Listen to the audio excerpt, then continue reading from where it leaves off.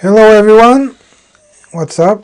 Today we're going to talk about envy, which is an interesting topic, just like, what was the topic 2 weeks ago? Evil, yeah. So these are like negative things, supposedly, that if we take into consideration that in Kabbalah we're talking about one force, which is good and benevolent, then you cannot actually talk about negative stuff, although in the perception of a person it's really negative, okay? So let's talk about envy. I don't see it, just a second. Okay, now.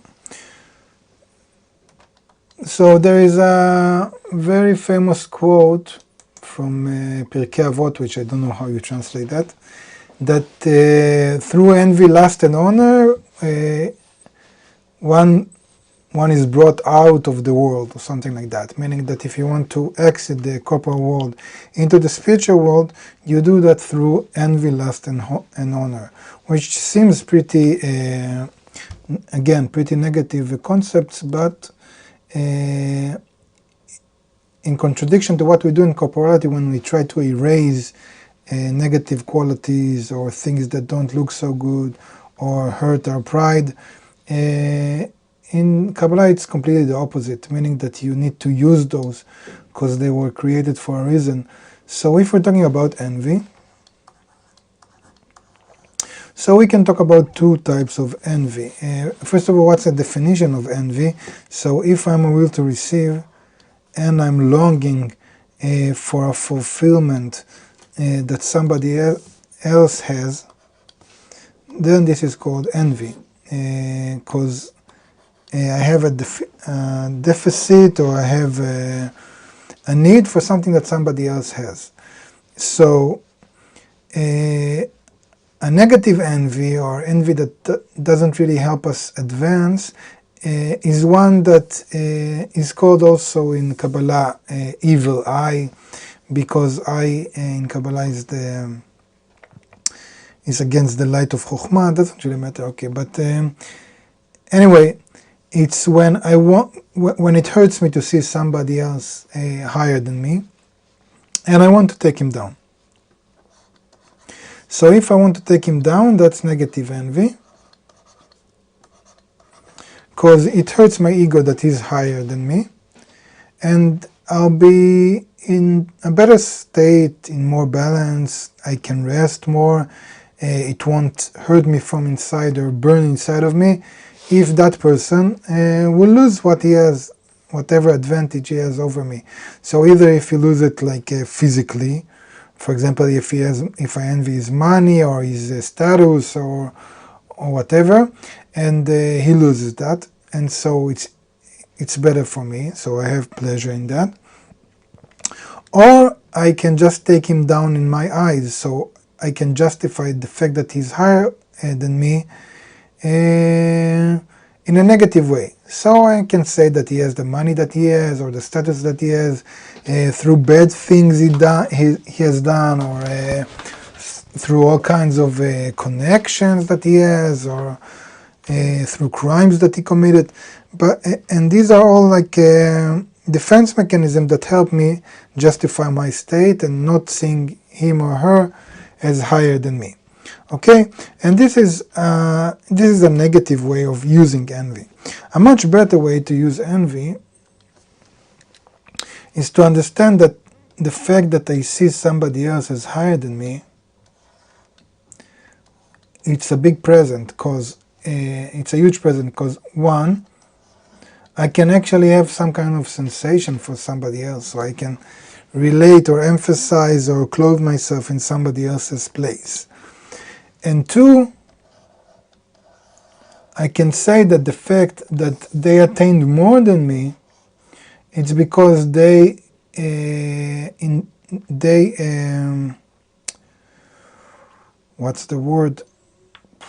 invested more energy, more effort into that, okay?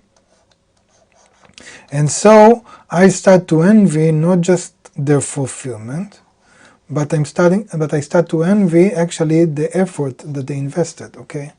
And this is a good envy, because it will bring me to invest on my own that energy or that effort. And through that, I will grow. And I'll become bigger or equal to that person. And hopefully, then I can envy somebody higher than me. And again, so envy can be a really good leverage, for advancement, because I can advance all the time by envying others and what they have, and specifically envying the effort that they invested into that. And this envy compels me to invest the same effort, and so I can advance. So that's in short, in a very shallow way, like the positive perception about envy. In a more internal way, we can say that when I envy somebody else, I actually acquire his or her desire, and so I grow, my ego grows, because I add to myself a bigger desire. Because if I would live with the monkeys, I wouldn't need much, I wouldn't need any clothes or a place to stay or a car or whatever, but living in a human society compels me to advance or to experience life in a certain way. So it increases or enlarges my desire. So this is in a deeper way about envy, but again, if I'm only acquiring the deficiency without the ability to overcome my ego or to resist my state of like my comfort zone, meaning if this envy doesn't bring me into investing more or working harder, then actually this increasing of the desire of the will to receive brings me more emptiness or more blackness. And that's why, for example, we see that being around the successful people most of the time, without the ability to attain success the way they attained it or to become like them, can actually lead to depression. Okay, so we see that even on a corporal level. Okay, so that was in short about envy as a positive thing. Now let's see if we have questions, and then we'll go and read some stuff. Shalom to Matan. We don't have any question here. Shalom to Simon. To Eduardo. Simon is envying. Yeah, that's good, Simon. Now you can invest and advance. Okay, hello to Saul. No questions though. Okay, so I guess that was more or less clear. Let's read about envy from Lightman's blog. Envy is a useful quality.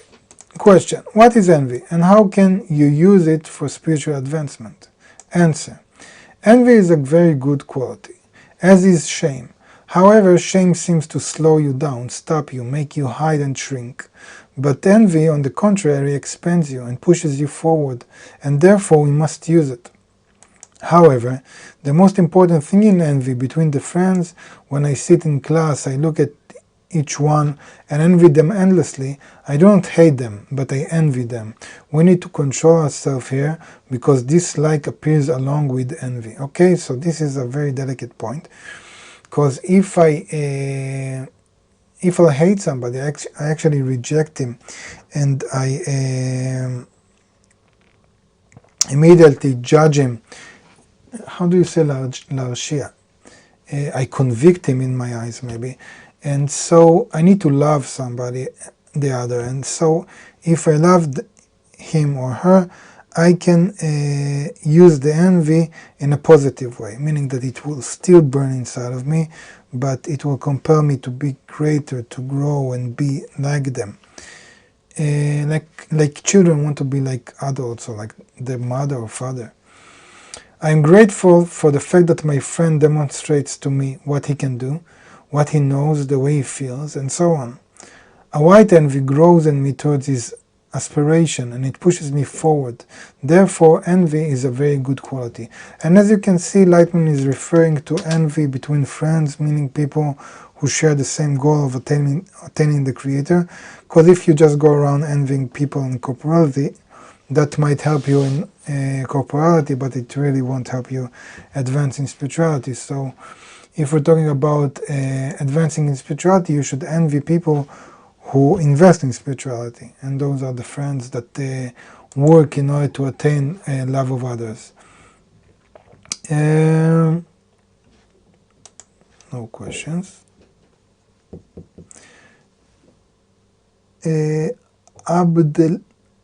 Abdelatif El Fahal, I hope I pronounce your name correctly.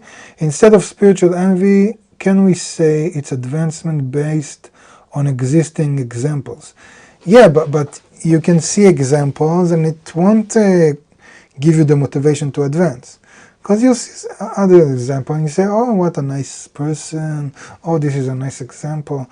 But envy, it's more precise than that. It's actually, I think somebody, I'm like, I want to be in their place. I want to have what they have. I want to be like them. And it burns in me. And this burning, this envy can help me even invest years of my life working through very hard obstacles and putting a lot of efforts in order to be like that person. So it's not just good examples, it's also like a burning fire of motivation. Okay, more questions? No. Okay, no more questions about envy. So let's do another post.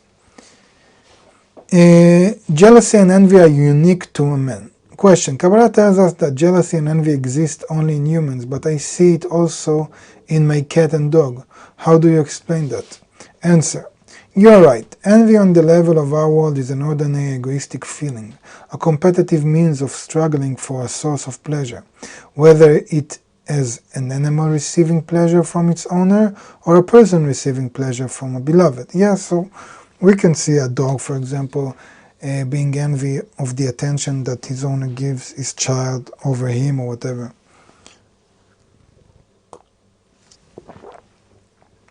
But this is on a corporal level, in which there is not much difference between us and animals.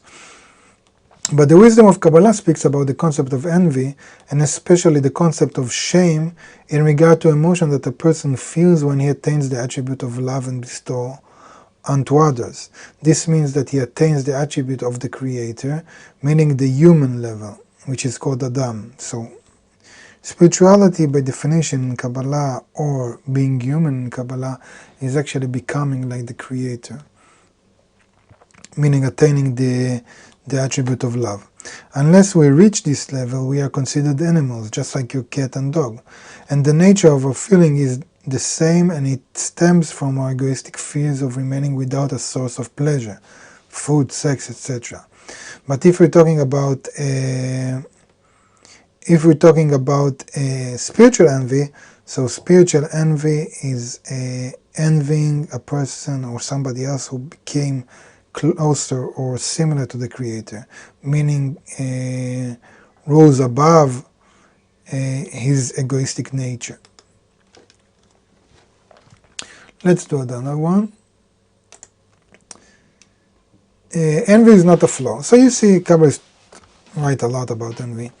So question, Kabbalists attribute envy to the qualities that help a person exist this world and enter the spiritual world. Indeed, why should I envy others? After all, everyone is spiritual and everyone is following his own path. Why should the uniqueness of another make me jealous and empower me on my way?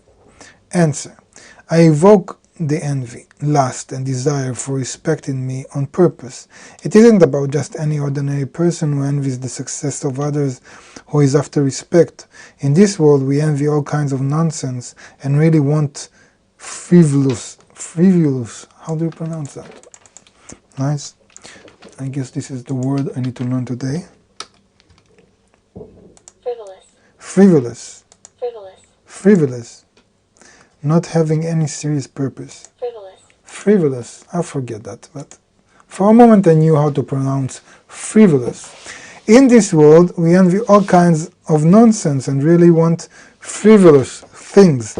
I, on the contrary, take only what is necessary for living and disregard all the rest. When I have all the basic necessities, I build myself for the spiritual work, and in this framework I use tools like envy. Otherwise, I will have nothing with which to advance.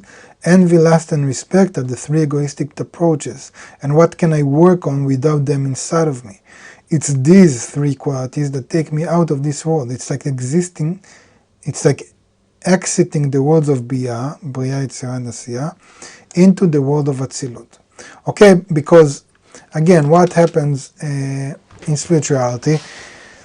In order to come closer to spirituality, I need to nullify myself. So if a person nullifies himself, then okay, he has nothing of his own. He reveals that there is none else beside him, good and benevolent, and he just wants to cleave to that force. And so it's like an embryo inside of his mother womb. But how can it develop? So it can develop only through igniting, or what was the name? Evoking the egoistical desire. So you need this envy in order to move forward. Just a second. No, it's not related to the lesson.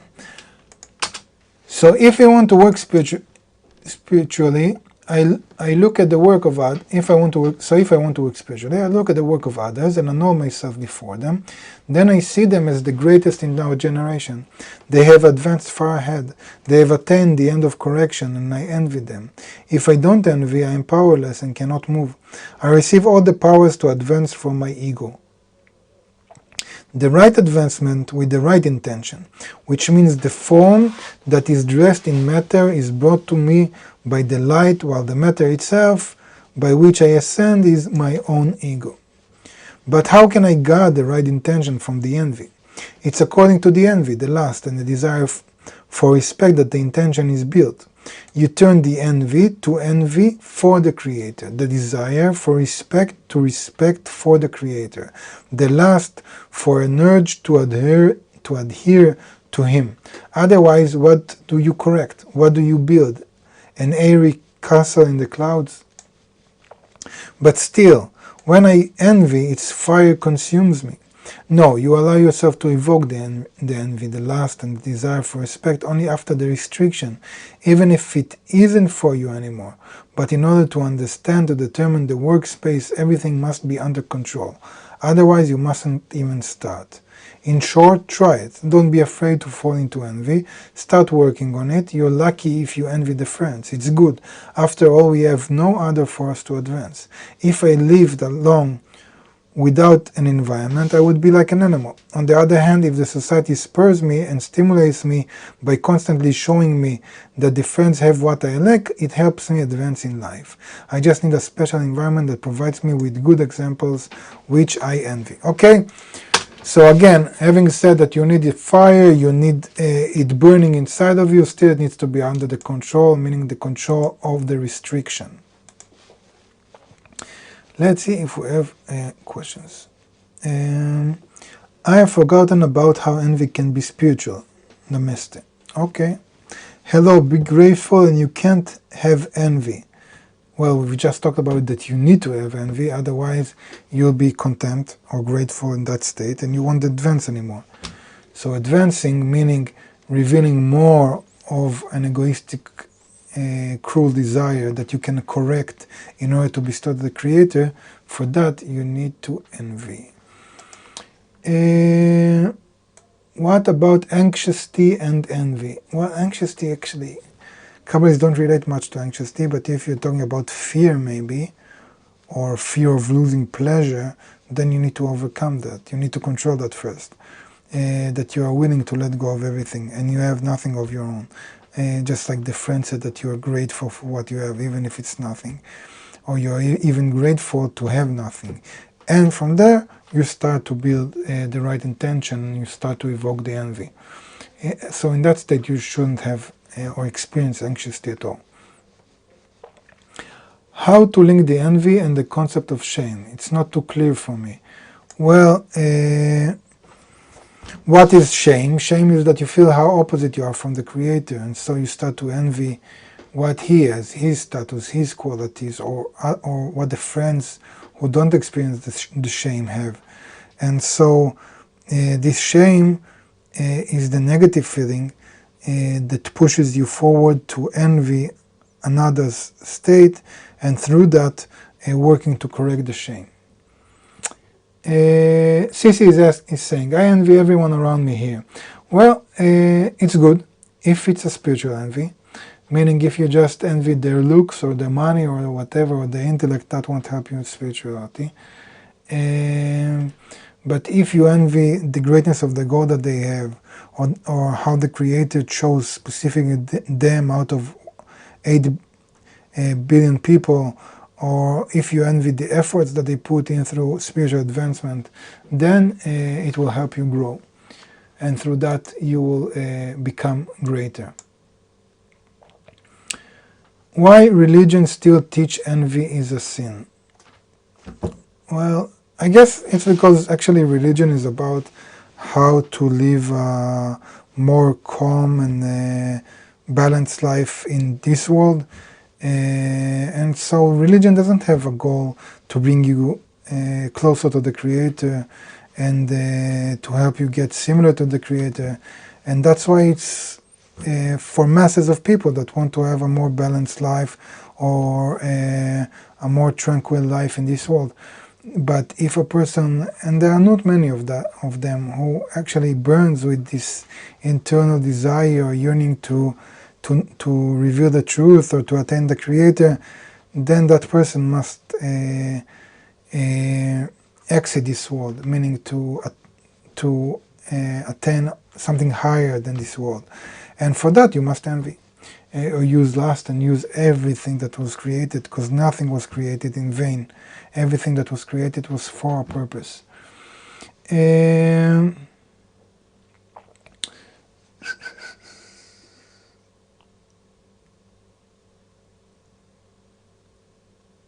Spirituality, can we say we envy the Creator? Yes, we envy the Creator. We envy His state of perfection, of not lacking anything, of being complete, of being the center of reality, of being whole.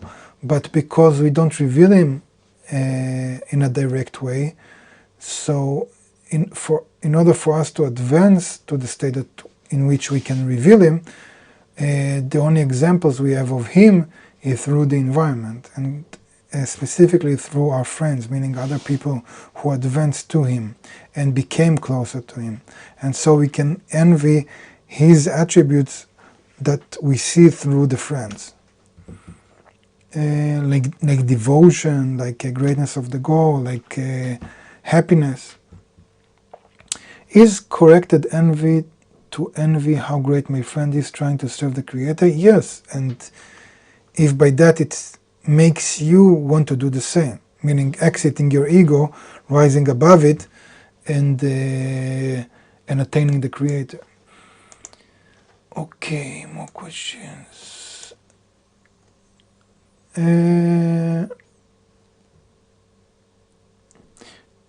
Fearing of not being able to attain, Shelley, I'm not sure what you related to. Maybe anxiety. Okay, but again, it's a question if it's egoistical attainment or altruistic attainment, because I can be in a state in which I don't care if I attain anything at all towards my ego, and still I want to attain everything in order to give Him contentment.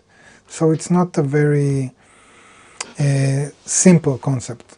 Actually, you need to have these two layers inside of you already. One of the ego that you restrict, and the other is your intention or the attitude you build towards the Creator.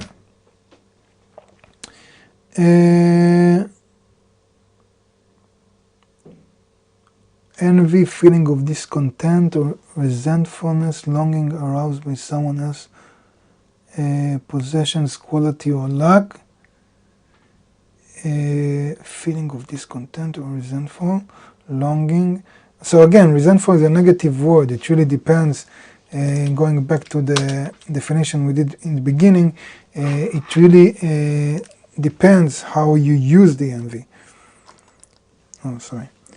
Because if you use it in a negative way, so yes, you're like discontent or resentful towards the other person.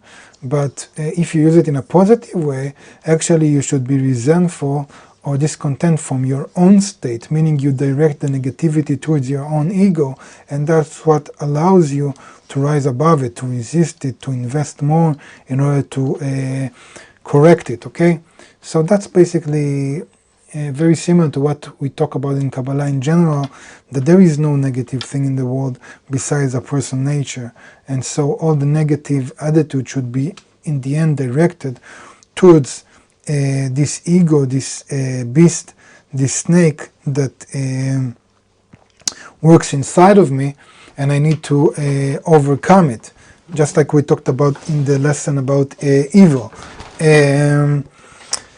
And later on, when I correct that, I reveal that even that snake isn't so evil. It's like it's actually my best friend. I just didn't know that because it really helped me to attain a state of balance or completeness or what we call the creator, which is above just the quality of bestowal, the quality of reception, but something in between, much higher, much deeper than that. But again, in order not to fall into ethics or religion or whatever, one should understand that Kabbalah looks on nature in a very natural way. Every attribute that was created for a reason. Nothing is negative. Only the use of it can determine if it's negative or positive. Shame. Does it increase as we become more aware of a lack of equivalence of the form with the Creator? Yes. The closer you become to the Creator, the farther away you feel from Him. Because, ask every person in the street, are you do you feel that you are far from the Creator? He would say, no, what? I feel the Creator.